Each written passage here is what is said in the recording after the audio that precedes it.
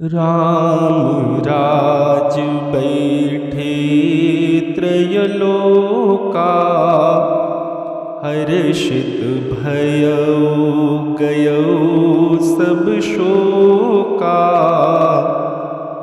जब भगवान श्री रामचंद्र जी अयोध्या के सिंहासन पर बैठे तो तीनों लोक के लोग प्रसन्न हो गए और उनका जो भी शोक था वो सब शोक नष्ट हो गया। बैर न करहीं काहू सन कोई, राम प्रताप विषमता खोई। कोई भी किसी के साथ बैर नहीं करता था और भगवान रामचंद्र जी के प्रताप से जो विषमता थी, जो असमानता थी, वो भी नष्ट हो चुकी थी। वर्णाश्रम निज निज धर्म, निरत वेद पथ लोग। चलहि सदा पावहि सुखहि, नहीं भय शोक न रोग। सभी लोग अपने अपने वर्णाश्रम के अनुसार धर्म में तत्पर और वेद मार्ग से चलते थे और सुख पाते थे। उनको न तो किसी का भय था, न रोग था, न शोक था। दैहिक दैविक भौतिक तापा, राम राज्य नहीं काहुहि व्यापा।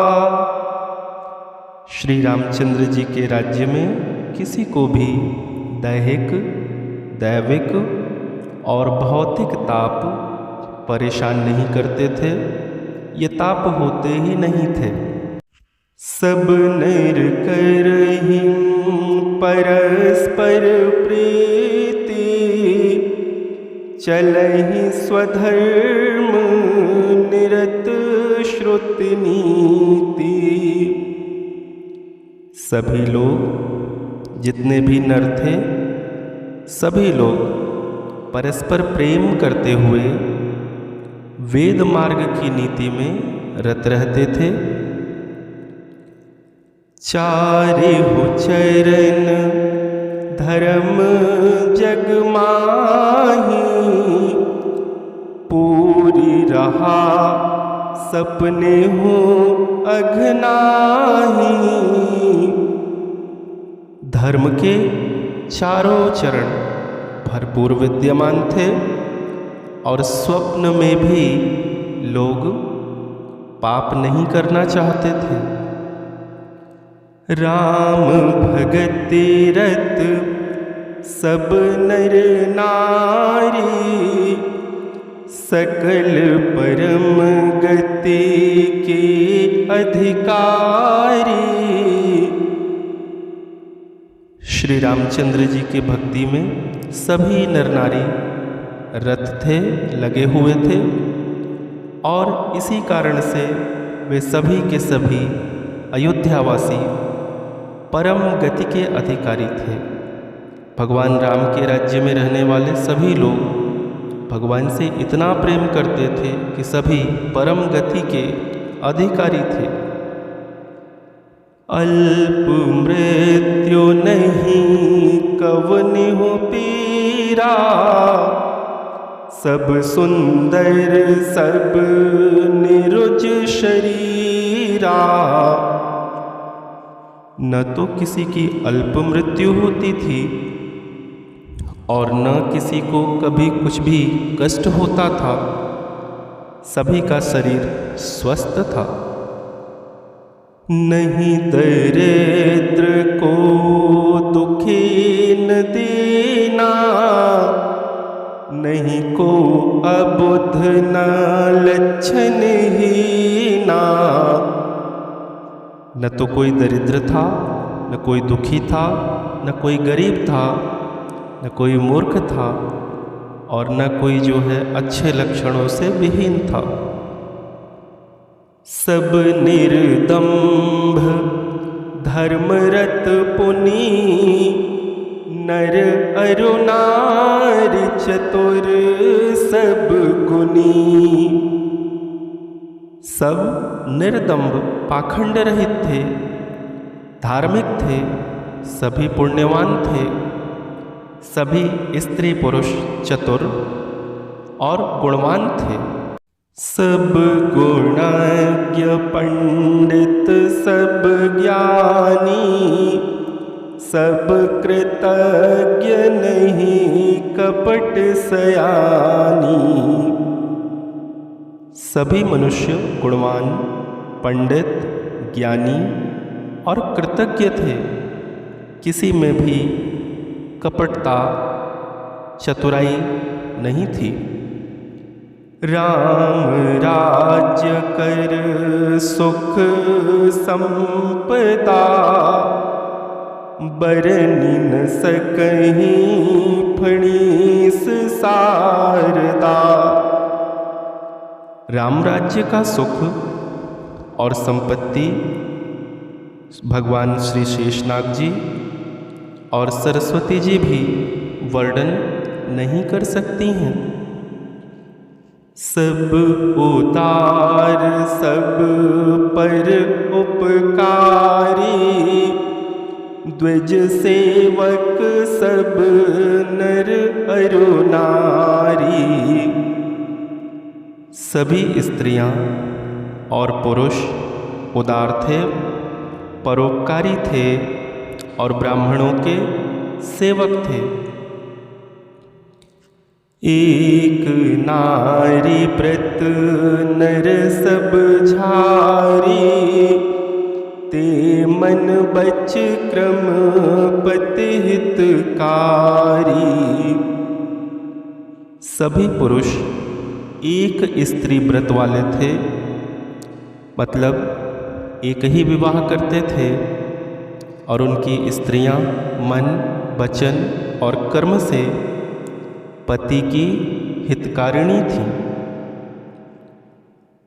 फूलहि फलहि सदा तरु कानन, रहहि एक संग गज पंचानन।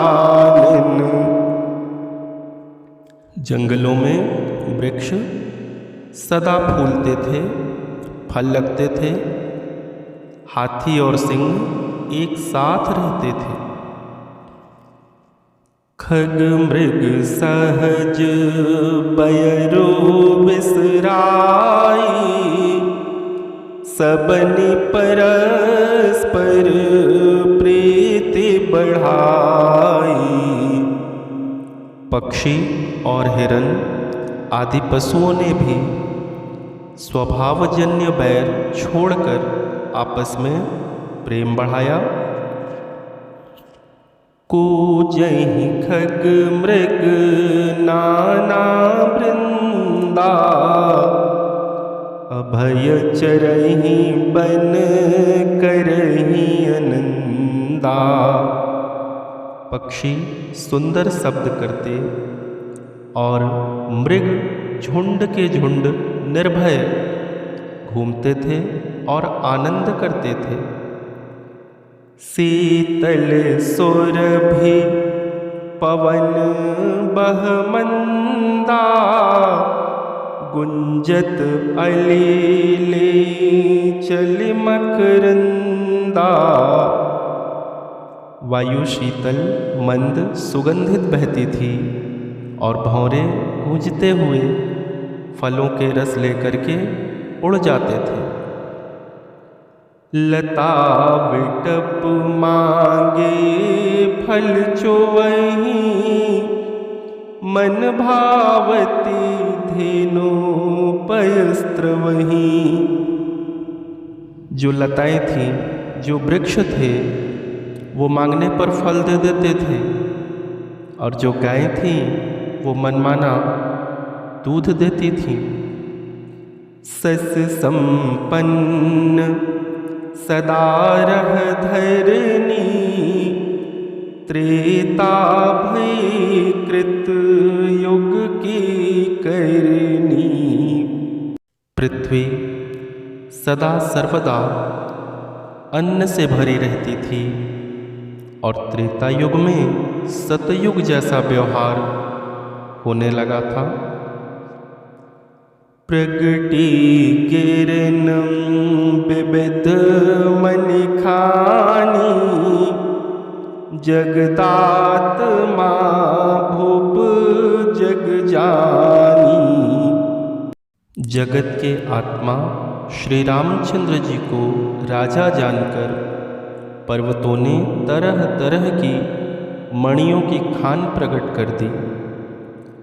सरिता सकल बहहीं बरबारी, शीतल अमल स्वाद सुखकारी। सब नदियों में ठंडा निर्मल स्वादिष्ट सुख देने वाला श्रेष्ठ जल बहता था।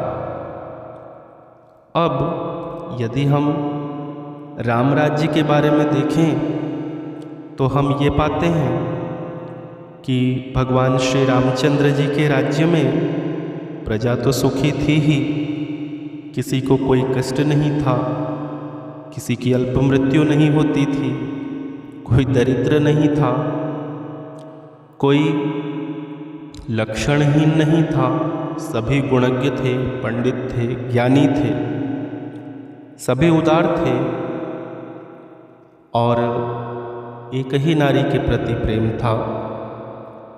इसके अतिरिक्त वृक्षों की भी सुरक्षा थी, तभी तो वृक्ष भी फल देते थे। हाथी और शेर एक साथ घूमते थे, किसी को किसी से डर ही नहीं था। पक्षी, हिरन, ये सब बैर छोड़ करके घूमते थे। तो भाई घूमेंगे तभी जब उन्हें कोई डर नहीं होगा।